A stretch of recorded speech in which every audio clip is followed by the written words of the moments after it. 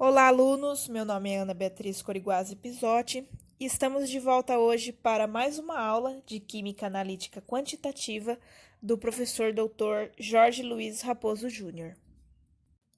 O objetivo do experimento de hoje é estudar a precisão de algumas das vidrarias mais utilizadas em um laboratório. Sendo assim, os materiais utilizados no experimento de hoje serão um balão volumétrico de 100 ml, uma pipeta volumétrica de 10 ml e uma bureta de 25 ml. Para dar início ao procedimento, precisaremos garantir a limpeza dessas vidrarias calibradas, lembrando que, em hipótese alguma, elas podem ser secas em estufas, já que alta temperatura pode acabar prejudicando a aferição dessas vidrarias. Sendo assim, as vidrarias foram lavadas com detergente especial de laboratório, pH neutro, e secas a temperatura ambiente durante 24 horas. Começamos então fazendo a pesagem do balão volumétrico de 100 ml. Conforme o vídeo, nós podemos acompanhar essa pesagem, onde o peso do balão ele foi tarado, ou seja, ele foi zerado na balança. Em seguida, o balão volumétrico foi completado com água destilada até o menisco. Fazemos então uma segunda pesagem desse balão volumétrico, agora contendo 100 ml de água destilada, e tendo sido zerada, a balança nos dá o resultado de 99,5438 gramas de volume de água. No caso da pipeta volumétrica, nós não temos como fazer uma pesagem direto na pipeta como a gente fez com o balão volumétrico. Sendo assim, nós faremos a pesagem pelo intermédio de um becker, conforme vocês podem ver aí no vídeo, onde esse becker ele foi tarado na balança, ou seja, seu peso inicial foi desconsiderado. Abrindo a portinhola superior da balança, eu fiz a introdução da pipeta volumétrica, já aferida a 10 ml de água destilada, e assim fiz a transferência da água para o becker que tínhamos zerado na balança. E o resultado foi de 9,9581 gramas de volume de água. Por último, para a bureta, precisamos também fazer o intermédio de um becker, como no caso anterior. Aqui podemos acompanhar a pesagem desse becker, onde ele teve seu peso zerado pela balança analítica. Conforme vemos a seguir, 5 ml de água destilada foram transferidas da bureta para o becker anteriormente pesado. Fazendo a repesagem desse becker, chegamos ao resultado de 5,0570 gramas referentes a 5 ml de água destilada. Dessa vez, sem zerar a balança, foram adicionados mais 5 ml de água destilada, resultando no peso de 9,9648 gramas. Em uma terceira pesagem, agora de 15 ml de água destilada, foram pesados 14,9960 gramas. Para 20 ml, a pesagem foi de 19,9601 gramas. E, finalmente, temos que para 25 ml de água destilada, o peso foi 24,9508 gramas. Para os cálculos, foi necessário medir a temperatura da água destilada utilizada, que foi aproximadamente 26 graus Celsius. Chegamos, então, à parte dos cálculos do experimento.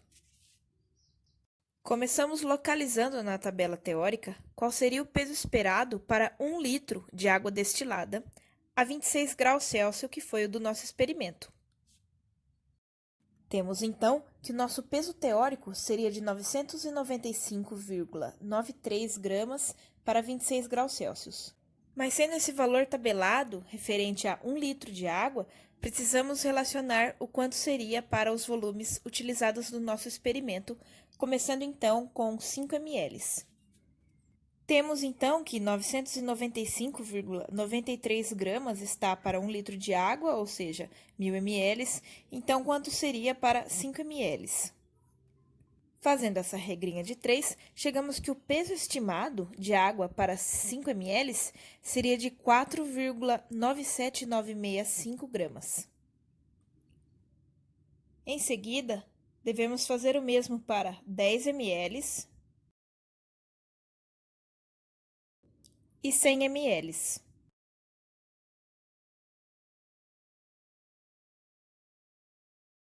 Para facilitar os próximos cálculos, foi feita uma tabela relacionando os valores anteriores. Para calcular o erro da medição, nós precisamos fazer o peso obtido menos o valor teórico. Nesse caso, é em módulo, então se for negativo, a gente vai desconsiderar esse negativo.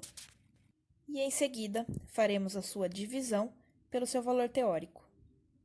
Para o balão volumétrico de 100 ml, considerando tanto o seu valor teórico quanto o peso obtido pela balança, chegamos que o resultado do seu erro é de 0,0005. Vale lembrar que o erro não possui unidade, uma vez que a grama de cima e embaixo da divisão se cancelam. Mas o que exatamente esse erro quer dizer? Simplificando, significa que toda vez que usarmos esse balão volumétrico em específico, estaremos medindo 100 mais ou menos 0,0005 de ml de água. Podemos aplicar esse mesmo raciocínio para a pipeta volumétrica de 10 ml, calculando a partir de tanto o seu valor obtido quanto o teórico, chegando ao erro de 0,0001. Portanto, utilizando essa pipeta, estaremos medindo 10 mais ou menos 0,0001 ml. No caso da bureta, nós temos que lembrar que ela é uma vidraria graduada, ao contrário do balão volumétrico e da pipeta volumétrica. Sendo assim, conforme a gente acompanhou pelo experimento, a gente foi fazendo a pesagem por secções, de 5 ml, 10 ml, 15 ml, 20 ml e 25 ml. E a pesagem foi feita obtendo o peso final de todas as secções, só que para o cálculo do erro, a gente vai precisar do valor individual de cada uma dessas secções. Por exemplo, qual seria o peso dos 5 ml adicionais que eu adicionei depois de colocar os primeiros 5 ml? Para obter esse valor, basta eu pegar o aproximadamente 9,9 gramas dos 10 ml e subtrair pelo valor anterior.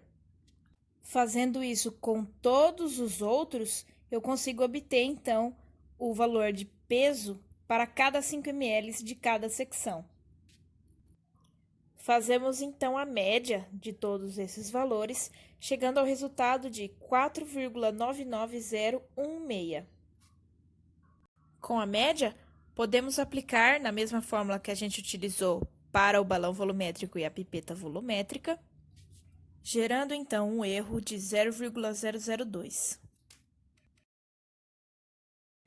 Com os resultados, nós podemos fazer uma comparação entre as três vidrarias, onde a pipeta ela se mostra a mais precisa com que ela se propõe, então é 10 ml e o erro de mais ou menos esses 10 ml é bem pouco.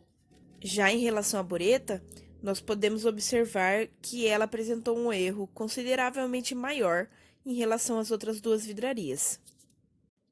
Mas isso já era esperado, uma vez que, enquanto no balão volumétrico e na pipeta volumétrica foi feito uma ferição única, ou seja, a gente acertou uma única vez o menisco, na bureta, essa ferição ela foi feita em 5 oportunidades diferentes, que foi para 5 ml, 10 ml, 15 ml, 20 ml e 25 ml.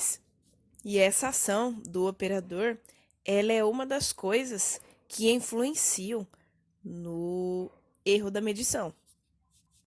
Outra coisa que influencia no erro da medição entre próprios analistas. Então, por exemplo, eu posso fazer uma titulação e outra pessoa faz a mesma titulação e o resultado acaba variando em casas decimais. Isso também interfere no erro. Isso sem contar onde essa vidraria está sendo guardada, se ela está sendo mantida no sol, por exemplo, isso pode acabar interferindo na sua aferição, ou até mesmo se naquele dia da análise a vidraria ela não foi completamente limpa. Então, são muitos os fatores que acabam interferindo nesse erro da medição. E vale ressaltar aqui que para esse nosso experimento, o erro ele foi consideravelmente pequeno para as 3 vidrarias, mas eu acredito que isso se deve ao fato de eu ter usado vidraria calibrada RBC, que são as melhores e as mais bem aferidas possíveis, que a gente usa para fazer curva de calibração, preparo de solução padrão, etc. Então, esse experimento serviu para a gente ver a importância com o cuidado da vidraria e, sempre que possível, garantir a vidraria de melhor qualidade possível. Chegamos então ao fim de mais um experimento. Eu agradeço por você ter assistido até aqui e até o próximo vídeo.